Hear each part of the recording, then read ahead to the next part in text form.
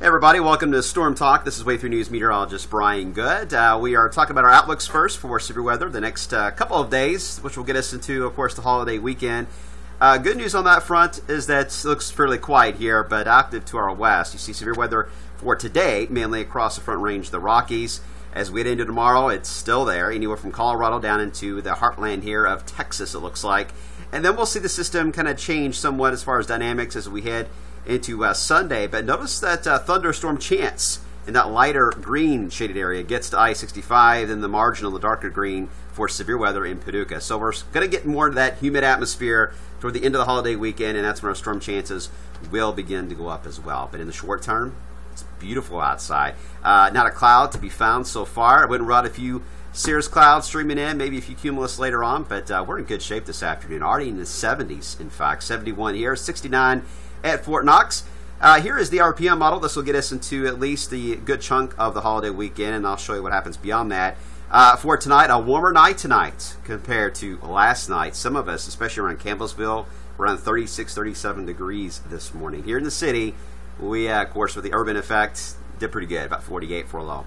58, though, this time around here in the city, it looks like tonight. So a warmer night tonight. Tomorrow looks still just as nice, just maybe a few more clouds in the sky, and that's really about it. Another nice looking day for Saturday for heading to the pool or the lake. Wear the sunscreen. UV index is going to be very high tomorrow. It won't take you long to burn, especially with the humidity values not very high. So you may, if you're trying to work on your tan, you may be laying out a little longer than you would before you get hot enough to go jump in and take a dip, and that could lead to burning. So keep that in mind for Saturday. Sunday, we start to get more humid. Still very warm, mid-80s likely. Notice that storm chance Sunday mainly to our west. Now here's the NAM model for Saturday into Sunday. And notice on Sunday evening, it mainly focuses on all the activity to our west, but tries to stream a few of these perhaps in our area near sunset Sunday evening. Wouldn't roll it out, but by all means, the best instability, the best energy for anything to develop and maintain itself would be west of I-65 and could survive as far east as along I-65 Sunday evening, if that makes sense.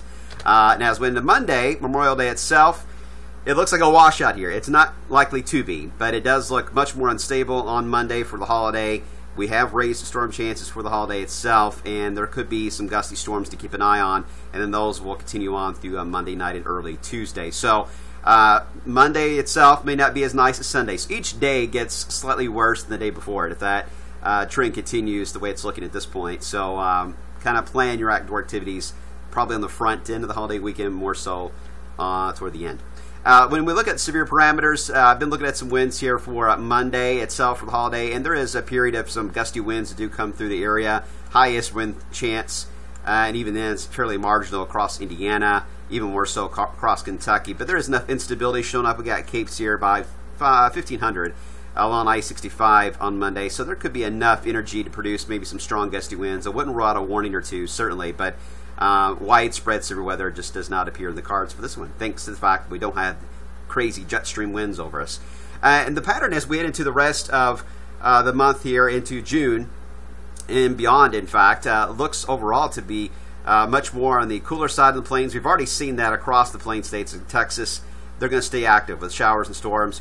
I call this bookend warming here on the both coasts, east and west. A lot of warm air to talk about, and we're kind of just in the battle zone. We're going to go back and forth, it looks like, through the month of June.